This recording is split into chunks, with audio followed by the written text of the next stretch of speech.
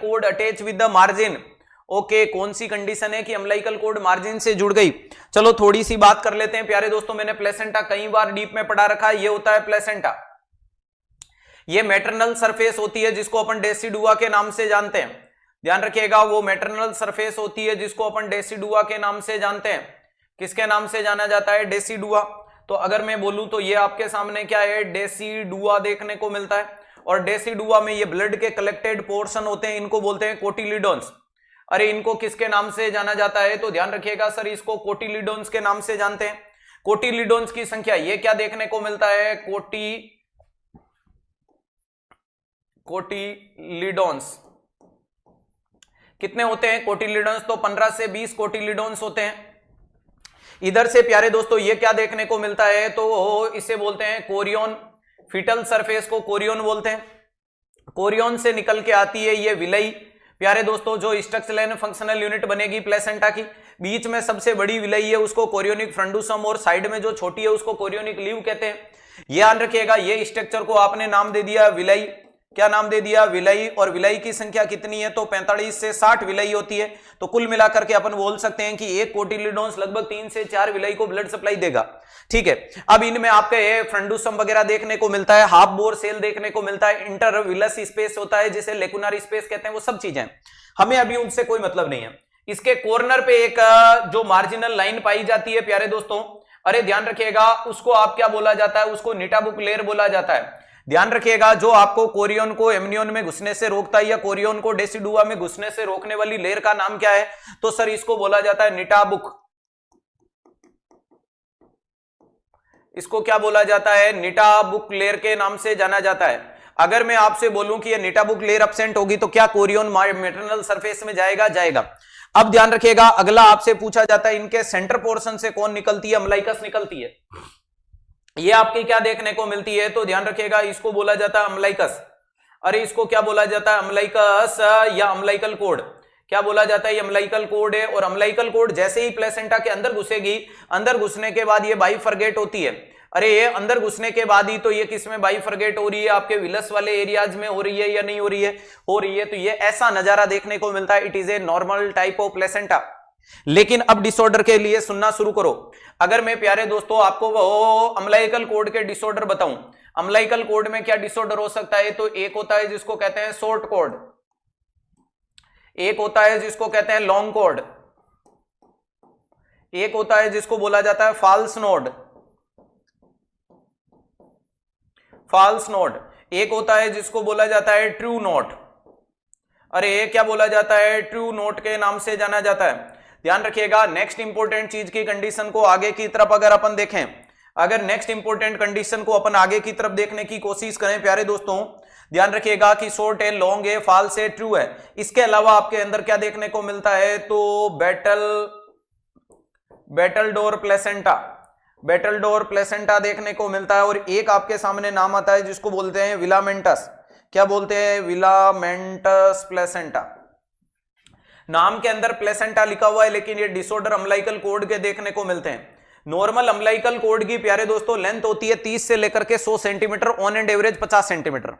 Normal length of umbilicus कितनी होती है? 30 to 100 centimetre, on and average 50 centimetre. अगर किसी भी व्यक्ति की कोड 30 सेंटीमीटर से भी छोटी है, अब 30 सेंटीमीटर से छोटी है तो बच्चा छोटी कोड का होगा तो प्रॉपर बेचारा घूम नहीं पाएगा, मां के पेट में रहेगा तो भी ये समस्या है। अगर किसी भी बच्चे के अंदर कोड की लेंथ 100 सेंटीमीटर से ऊपर है, अगर कोड की लेंथ आपकी 100 सेंटीमीटर से ऊपर देखने को मिलती है तो ये लॉन्ग कोड कहलाती है।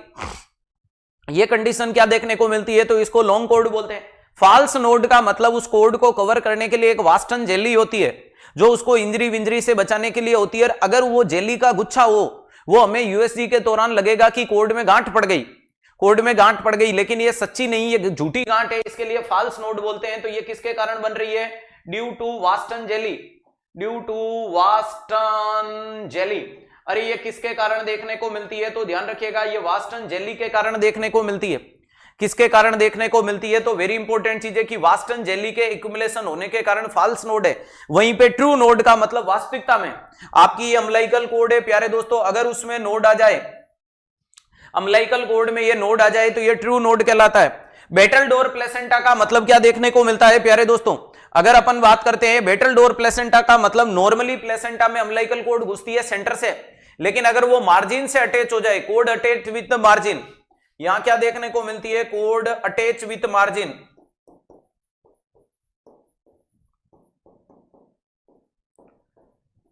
अरे कॉर्ड कहां से अटैच हो रही है? तो ध्यान रखिएगा ये मार्जिन से अटैच हो रही है। कॉर्ड कहां से अटैच हो रही है? तो ध्यान रखिएगा ये मार्जिन से अटैच हो रही है, और जब ये मार्जिन से अटैच हो रही है उसको बेटल डोर प्लेसेंटा कहते हैं। क्या बोला जाता है? Battle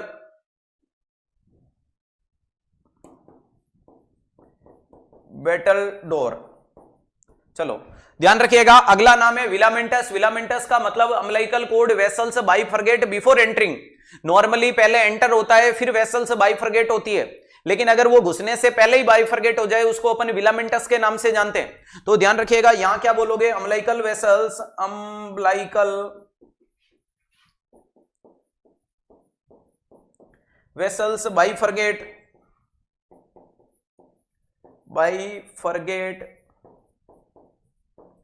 before entry. ध्यान रखिएगा एंट्री से पहले ही बाइफरगेट हो जाती है वो विलामेंटस। अगर इनके डायग्राम बनाऊं तो प्यारे दोस्तों ध्यान रखिएगा ये प्लेसेंटा था, और बेटल डोर में क्या देखने को मिल रहा है कि अम्बिलिकल कॉर्ड नॉर्मली प्यारे दोस्तों वो याद रखिएगा कि नॉर्मल में यूं आती है और उसके बाद में ये यूं देखने को मिलती है। It is a normal type of placenta. ये आपके सामने क्या है? नॉर्मल। ठीक है, अगला अगर मैं आपके सामने बनाऊं कि ये प्लेसेंटा, और ये प्लेसेंटा के साथ में आपकी अम्बिलिकल वेसल से वो यहां से घुस रही है, और यहां से घुस करके वो अगर इसके अंदर इस कदर खुल रही है, इसको बोला जाता है बेटल डोर। इसको क्या बोला जाता है? तो सर इसको बोला जाता है बेटल डोर प्लेसेंटा। और वहीं पे एक नाम आता है विलामेंटस का, मतलब ये रही अम्बिलिकस।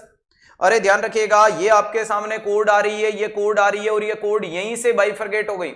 अरे ये कॉर्ड यहीं से बाइफरगेट हो गई, इसको क्या बोला जाता है? विलामेंटस बोला जाता है। विलामेंटस का मतलब ये यहीं से, चलो इसको थोड़ा सा वापस से मैं खोलने की कोशिश करता हूं। याद रखिएगा ये यहीं से क्या हो रही है? बाइफरगेट होती हुई दिख रही है।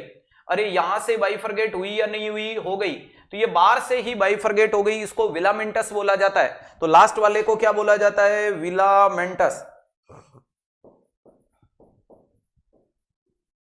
क्या बोला जाता है? विलामेंटस। बाकी आपको प्लेसेंटल सक्स सेंचुरिटे का मतलब एक्स्ट्रा अटैच लोब्ड, प्लेसेंटा स्पूरिया का मतलब अनअटैच लोब, और सर्कमविलेंट का मतलब कोरियोन है जो मैटरनल सरफेस में दब जाता है, उसको एक्स्ट्रा कोरियोलिस के नाम से भी जाना जाता है। क्लियर है? तो कंफ्यूज नहीं होना, ये बेटल डोर के नाम से जाना जाता है। वेरी वेरी वेरी इंपॉर्टेंट चीजें ये आपके सामने नाम आ गए, ये नॉर्मल प्लेसेंटा की स्ट्रक्चर आ गई। अब इसको विलामेंटस बोलोगे तो आपने बोल दिया विलामेंटस का मतलब पहले घुसना हटा दो। प्लेसेंटल मेम्ब्रेनस, मेम्ब्रेनस का मतलब प्लेसेंटा की जो मेम्ब्रेन है वो हार्ड होकर के कवरिंग को बढ़ा ले, उड़ा दो। सर्कमविलेंट का मतलब क्या देखने को मिलता है? तो कुछ ऐसा स्ट्रक्चर देखने को मिले। ये ऐसा कोई डायग्राम अगर आपके सामने आ जाए तो समझ लेना कि ये मां की सरफेस में बच्चे वाली सरफेस दब चुकी है। इसको एक्स्ट्रा कोरियोलिस या सर्कमविलेंट प्लेसेंटा के नाम से जानते हैं। पहला राइट आंसर चला जाएगा बेटल डोर प्लेसेंटा। जिन जिन बच्चों ने दिया लगभग सब ने दिया होगा, और ऑप्शन नंबर ए जाएगा। अरे ऑप्शन नंबर ए क्या देखने को मिलता है आपके लिए? परफेक्ट होगा, जोरदार होगा, जबरदस्त होगा, जिंदाबाद होगा। प्लेसेंटल एबनॉर्मलिटी, प्लेसेंटा कैसे काम करता है, कैसे हार्मोन बनते हैं, ये कई बार मैंने 360 के आपके एपिसोडों में पढ़ा रखा है। मेरे हिसाब से सबका क्लियर हो गया होगा। एक बार कमेंट करके बता दो किस किस बच्चे के क्या क्या डाउट है, या कौन है जो अभी तक अपनी ईमानदारी के साथ में सेशन को लाइक और शेयर नहीं किया। अरे जल्दी से कर दीजिएगा मेरे दोस्तों।